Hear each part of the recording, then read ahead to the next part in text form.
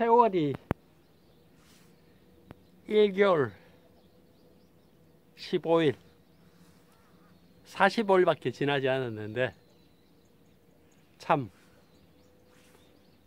많이 바뀌었습니다. 여름 지나고 추석 때 여기 올라와서 작업할 때는 풀이 아주 무성하고 저걸 어떻게 감당해야 할 정도로 걱정스러웠는데 지금은 그런 풀들이 갈색으로 바뀌고 숨을 죽이고 내년을 준비하는 모습을 보여줍니다.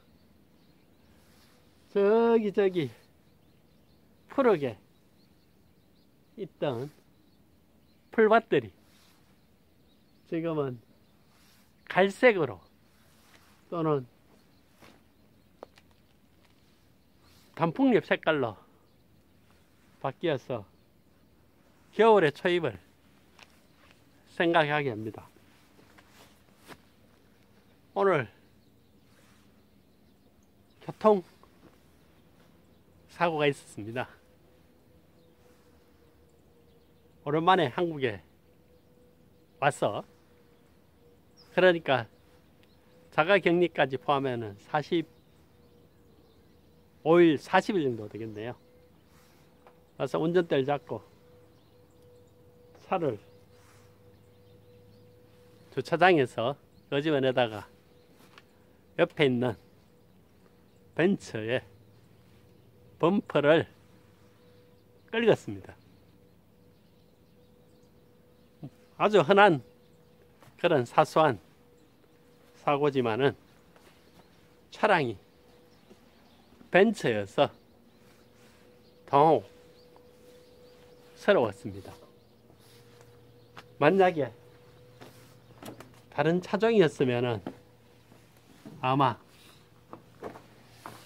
덜 당혹스러울 것도 있을 수 있겠지요. 매스컴을 통해서 외제 차량이 사소한 사고에도 엄청난 수리 비용이 나온다고 매스컴을 통해 알고 있었기에 아마 비용 때문에 당혹스러울 것 같습니다. 만약 다른 차종이었으면 어땠을까 하는 생각이 스쳤습니다. 그냥 지나갈까 또 순간적으로 스쳤습니다. 차를 만든 것은 사람이 편하기 위해서 만든 것인데 결국에는 차가 사람의 마음을 잡아먹는 그런 경우가 되었습니다. 두 사람은 당혹해하지 말고 처리하라고 하고 이야기했습니다. 아마 비슷한 마음이 머릿속에 스쳐갔을 것이라 생각이 듭니다. 그 외제차의 나쁜 말로 하면 갑질이 되겠지요. 국산차에 비해서 터무니없이 비싼 수리 비용 때문에 그럴 것 같습니다. 예전에 베트남 출장 갈 때에 베트남 공항에서 택시를 호텔까지 예약하여 타게 되었습니다. 그 가는 과중에 택시기사가 운전을 하다가 어떤 아가씨가 운전하는 벤츠차에 잘못된 운전에 의해서 차량이 뒤에서 택시를 가볍게 추돌하였습니다. 택시기사가 내리더니 벤츠를 보는 아저씨에게 다고짜고짜 이야기를 하고 큰 소리로 두 분이 알규, 언쟁을 하는 것을 보았습니다. 그런 경우에 있어서 베트남에 있어서는 통상적으로 작은 차를 위해서 경찰이 위해준다는, 처리해준다는 그런 이야기를 들었습니다. 그래서 택시 기사가 음성을 높이면서 벤츠 기사에게 차량에 대한 보상을 요구하는 것 같았고, 벤츠 기사는 기사에게 과다한 요구에 대해서 불편해하는, 그래서 언쟁을 높이는 것을 보았습니다. 만약 한국의 같은 경우는 그렇게 되었으면은 경찰에게 신고를 했으면은 경찰은 과연 누구 편을 들까요? 그런 생각이 문득 떠올랐습니다. 또 한 번은 말레이시아에서 차량을 렌트해서 가볍게 운전하다가 접촉하는 사고가 생겼습니다. 내가 앞에 있었고 뒤따른 차가 있었는데 뒤따른 차에 운전사는 아가씨였습니다. 내가 잠시 브레이크 페달을 넣는 사이에 차량이 미끄러져서 뒤에 있는 차를 받게 된 것이죠. 그런데 그 아가씨가 나오더니만은 마음 좋게 그냥 가라라는 그런 제스처를 표시를 하면서 괜찮다라는, 걱정하지 말라라는 이야기를 하라 하면서 가라고 했습니다. 그때 참 기분이 좋은 느낌이 들었습니다. 결국에는 도구를 이용하면서 비싼 도구를 생활에 필요해서 사용하게 되는데, 그 편리한 도구가 결국에는 사람을 어떻게 바꾸느냐에 대한, 어떻게 길들여지게 만드느냐에 대한 좋은 예가 차량 사고의 경우였습니다. 또 이런 생각을 했습니다. 만약에 그 당시에 사고가 내가 살짝 벤츠 차량의 범퍼를 긁었는데 예수님이라면은, 만약 예수님이라면 어떻게 했을까라는 생각을 했습니다. 예수님은 바로 벤츠 기사에 전화를 하고 미안하다 사과를 하면서 당연히 그 벤츠 차량에 대한 끓여진 부분을 보상해 주는 것이 예수님의 행동이었을 것이라고 믿고 싶습니다. 그것은 사람의 양심에 관련된 일이기 때문입니다. 어쨌든 또 다른 측면에서 만약에 벤츠 기사가 예수님이라면 어떻게 했을까라는 생각도 해봅니다. 아주 사소하고 눈에 보이기는 싫지만은 차량에 손상이 많이 가지 않는 범퍼에 끓인 자국 때문에 많은 배상을 요구했을까라는 그런 생각도 해봅니다. 벤츠 기사가 예수님이었으면 좋겠습니다. 한 40일 동안 수리하던 집을 비우고 난 뒤에 다시 와서 그 작업을 이어나가려고 하니까 무엇부터 해야 될지 막막한 상태입니다.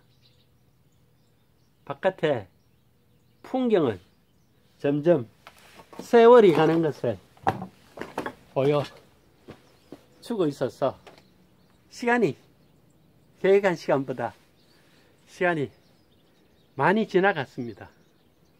그래서 마음이 조급하기도 합니다. 빨리 진행하는 일들을 이어서 해야 하는데 무엇부터 해야 할지 고민이었습니다. 지난번에 저 아궁이 위에 윗부분을 만들었는데 안에는 돌을 넣고 바깥에 흙과 세면을 섞어서 이렇게 발랐는데 역시나 흙이어서 틈이 발생하였습니다. 저 틈을 없애는 방법이 흙과 세면을 모래와 흙과 세면과 자갈을 배합해서 저 갈라진 틈이 생기지 않도록 하는 게 기술이겠지요. 아마 다시 뜯어서 다시 흙을 발라야 되거나 아니면은 겉에다가 세면을 칠하는 것도 방법인 것 같습니다만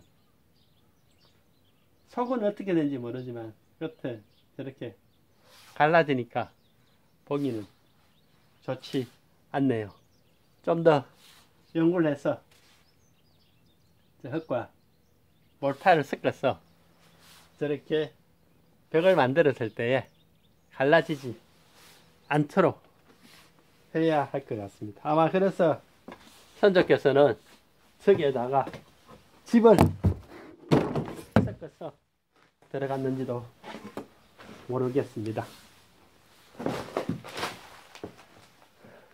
지난번에 또 여러 번 실수했던 몰타르에 물을 여기에는 방법을 물로 해서 몰타르를 섞는 방법을 다시 시도를 했습니다. 지난번에는 물이 모자라서 사실은 어느 수준까지 물을 넣어야 될지 몰랐는데 이제는 이것은 알게 된 것 같습니다. 한 이 정도 이렇게 쭉쭉 떨어지는 정도 이 정도 되면은 물과 몰타르의 배합이 잘 된 것 같습니다. 확실하게 익힌 것은 이거밖에 없는 것 같습니다. 오늘은 이렇게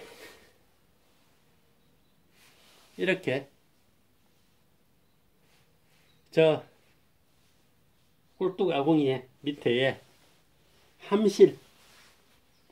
함실을 만드는 일을 해야 합니다. 거기 위해서 함실 외벽을 샀고 한 80cm 샀고 함실에 초안을 만들어 놓고 다음에 꿀뚝 저기 꿀뚝 올 완료하고 난 이후에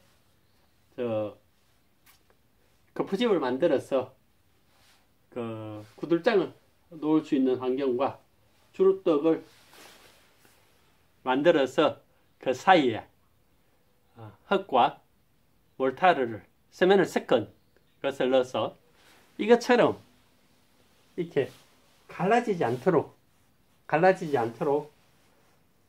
배합을 잘 해서 벽을 사야 될 것 같습니다.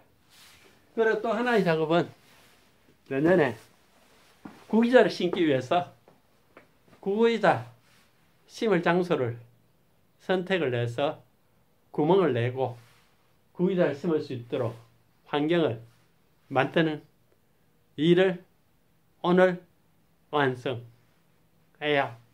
합니다. 약 40-50일간 배웠다가 그러니까 9월 25일이 아마 9월 24, 5일이 마지막이었던 것 같은데, 9월 24일이 마지막이었던 것 같습니다. 그때 이후로 11월 6일이니까 약 40일간 비우고 난 뒤에 다시 작업을 하는데 뭘 버텨야 될지 참 막막하지만은 다시 잘 열심히 해서 구들장을 놓아보도록, 그리고 구기자를 심어보도록 하겠습니다.